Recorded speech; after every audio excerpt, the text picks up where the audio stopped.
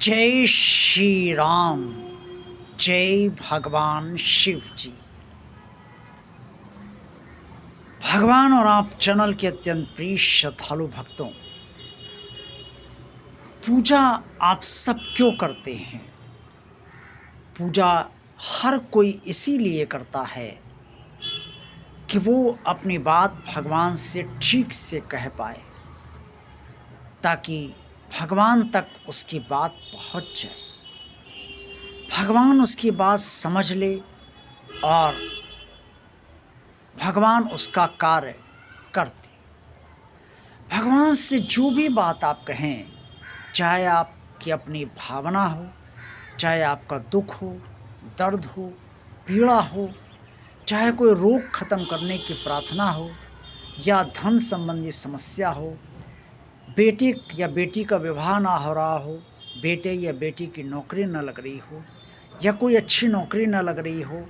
या कोई व्यापार जो हम कर रहे हैं वो ना चल रहा हो, वगैरह वगैरह, जीवन की सारी समस्याओं के समाधान हेतु हम भगवान की पूजा करने बैठते हैं। कई लोग ऐसे भी हैं जिनका समस्याओं के समाधान हेतु कोई भगवान की पूजा करने का उद्देश्य नहीं होता है। पूजा करना उन्हें अच्छा लगता है, इसलिए भी वो पूजा करते। जैसी जिसका उद्देश्य होता है और जैसी जिसकी स्थितियाँ जीवन की होती हैं, उसके अनुसार ही वो भगवान की पूजा, आराधना और उनका भजन गुणगान करता रहता है अपनी अपनी तरह से। चाहे वो मंदिर में पूजा करे, चाहे वो घर में करे, या चाहे वो दोनों जगह करे। लेकिन पूजा आपकी ठीक से हो, ये किस तरह से सुनिश्चित करना चाहिए? क्या तैयारी करना चाहिए पूजा करने से पहले? क्या इस बारे में आप सबको जानकारी है? अगर नहीं है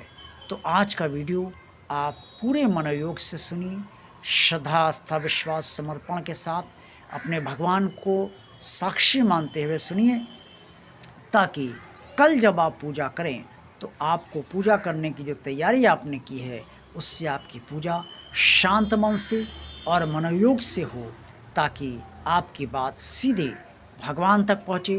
भगवान का सानिध्य पूजा के दौरान आपको मिले, और आप जो प्रार्थना करें उसे भगवान आप पर कृपा करते हुए उसे स्वीकार कर ले और फलीभूत भी करे। क्या तैयारी करनी चाहिए? ये प्रश्न बहुत महत्वपूर्ण है। पूजा करने से पहले लगभग आधा घंटा पहले, अगर 1 घंटा पहले हो जाए तो बहुत अच्छी बात है। अगर 1 घंटा पहले नहीं हो पाया है तो आधा घंटा पहले। अगर आधा घंटा भी व्यस्तता कारण नहीं हो पा रहा है तो कम से कम 10 मिनट या 15 मिनट पहले आप ये अपना मूड बनाने लगें कि अब आपको सारे काम छोड़कर, अपना सारा ध्यान सब तरफ से हटाकर सिर्फ और सिर्फ अपने भगवान में लगाना है, और अपने भगवान की पूजा करनी है, अपने भगवान से अपनी बात कहनी है, और अपने भगवान के सामीप्य में बैठना है, उसके सानिध्य का आनंद लेना है। जब ये भाव आपके अंदर बनने लगता है इन 10-15 मिनट के दौरान, या आधे घंटे के दौरान, या 1 घंटे के दौरान, तो आप पूजा को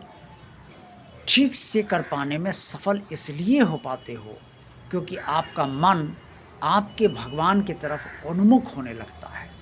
मस्तिष्क आपके भगवान में एकाग्र होने लगता है, और इससे आप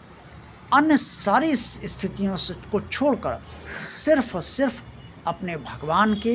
भीतर और बाहर से बनने लगते हैं। उस समय अगर कोई मोबाइल पर फ़ोन भी आता है, चाहे वो जितना अर्जेंट हो, आप उसे ये सोच कर ना उठाओ कि जिसका भी अर्जेंट फ़ोन आ रहा है, उसका जो भी काम अगर आपसे होना है तो भगवान की कृपा से आपका कार्य, उसका कार्य आपके ज़रिए हो जाएगा। और अगर आपका कार्य जिसका फ़ोन आ रहा है उससे होना है तो वो भी कार्य टलेगा नहीं, बल्कि आपके भगवान कृपा से पूजा के बाद वो व्यक्ति आपका कार्य अवश्य कर देगा। या अर्थात फ़ोन आप ना उठाओ, ऐसी मेरी सलाह है। बाकी जैसी आपकी इच्छा हो वैसा ही आप करें। पूजा करने से पहले एक तैयारी सभी लोग करते हैं। जैसे पूजा स्थल की सफाई, सफाई के बाद भगवान के वस्त्रों को बदलना, और उसके बाद भगवान के समक्ष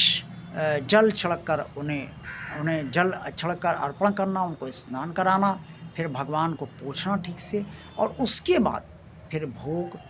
पुष्प और जल तथा धूप बत्ती ये तथा अन्य पूजन सामग्री रखकर पूजन जो है वो शुरू करना। ये सब एक तैयारी होती है, और ये तैयारी जब आप कर लेंगे और जैसे ही आप ये पूजन शुरू करेंगे तो आपका मन जो पहले से ही पूजा के लिए तैयार हो चुका है, और आपका मस्तिष्क जो पहले से ही पूजा के लिए स्थिर हो चुका है, वो भगवान में पहले के मुकाबले ज़्यादा एकाग्रता और मनोयोग से लग पाएगा। और जितना मनोयोग से आप पूजा कर पाएंगे या करेंगे, और जितना स्थिर मस्तिष्क से आप पूजा करेंगे, उतना ही भगवान के पास आप जा पाएंगे, अपनी बात कह पाएंगे, अपनी भावना भगवान से कह पाएंगे, और भगवान का जो भी भजन आप करेंगे, गुणगान करेंगे, आराधना करेंगे, मंत्रोच्चार करेंगे, जिस तरह से भी आप पूजा करते हैं उस तरह से करेंगे, उससे आपको भीतर से एक सुख, अलौकिक शांति आपको प्राप्त होगी और संतुष्टता प्राप्त होगी, और ये एहसास होगा कि आपका भगवान आपकी पूजा को बहुत ध्यान से सुन रहा है, समझ रहा है, और आपके पूजा के उद्देश्य को भी भली भांति जान रहा है। जब पूजा संपन्न हो जाए, भोग आप अर्पण कर दें, उसके बाद भगवान से अपने हृदय की जो भी बात कहना चाहते हैं वो बात आप अवश्य हाथ जोड़कर उनसे निवेदन स्वरूप करें, और ये प्रार्थना अवश्य करें कि प्रभु, मैंने आपको अपना माना है, इसीलिए सब कुछ कहा है, और आप भी मुझे अपना मानते हैं, ऐसा मैं मानता हूँ, इसलिए आप मेरी इस भावना की अगर आपकी दृष्टि में सही है तो इसे आप पूरा करने की कृपा कीजिए, और जो प्रार्थना मैंने की है, अगर आपकी दृष्टि में प्रार्थना मेरी उचित है, और तो आप मेरी इस प्रार्थना को व्यवहारिक स्तर पर जितनी जल्दी से जल्दी संभव हो सके आप इसे फलीभूत कर दीजिए, जो मेरे हित में हो, जो मेरे वर्तमान और भविष्य के हित में हो, जिससे मेरा कल्याण हो, आप वही कीजिए भगवान, जो आप उचित समझिए वो कीजिए। इससे भगवान पर कोई दबाव नहीं बनता है, कोई हठ धर्मिता भगवान से नहीं करते हैं, कोई हठ नहीं करते हैं, बल्कि आप अपनी बात पूरी तरीके से विनम्रतापूर्वक भगवान से कहते हैं। भगवान भक्त से यही अपेक्षा करता है कि भक्त कोई हठ धर्मिता ना करे, अपनी बात कहे, क्योंकि जीवन है तो समस्याएं तो चलती ही रहती हैं, और भी संकट आते जाते रहते हैं। उसको, भक्त को अपने भगवान से कहने का पूरा अधिकार है, और भगवान इस बात से बुरा भी नहीं मानता है, या इस बात को गलत दृष्टि से नहीं देखता है कि भक्त बस अपनी बात क्यों कह रहा है, ये सकाम पूजा ही क्यों कर रहा है, क्यों अपनी इच्छाएं कहा करता है। भगवान जानता है कि जब जीवन उसने दिया है, शरीर भक्त को दिया है, तो शरीर के भीतर इच्छाएं तो उत्पन्न होंगी ही, और जब जिम्मेदारियां भी शरीर को संपूर्ण करनी है तो इच्छाएं सिर्फ अपने लिए नहीं होंगी, बल्कि अपने परिवार के लिए भी होंगी, अपने रिश्तेदारों के लिए भी होंगी, अपने मित्रों के लिए भी होंगी, समाज और देश के लिए और मानवता के लिए भी उत्पन्न इच्छाएं होंगी। इससे कोई भी मनुष्य इच्छाओं से मुक्त तब तक नहीं हो सकता है जब तक उसका जीवन है। ये बात भगवान भली भांति जानता है, इससे भगवान को ये बात कतई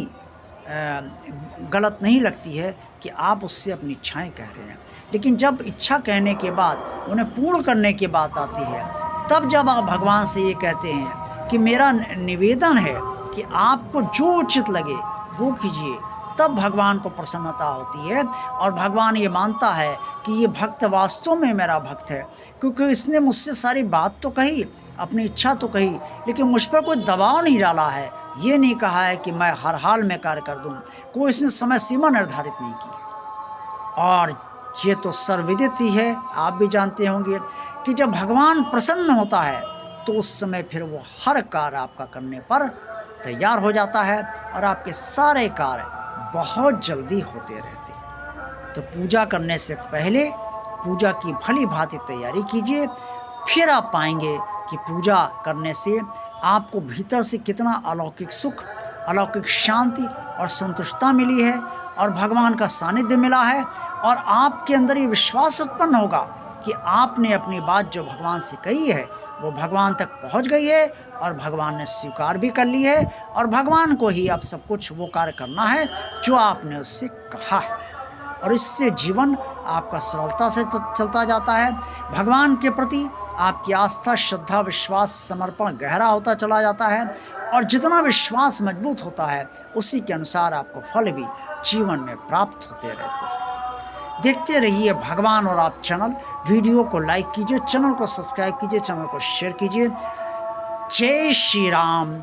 जय भगवान शिव जी।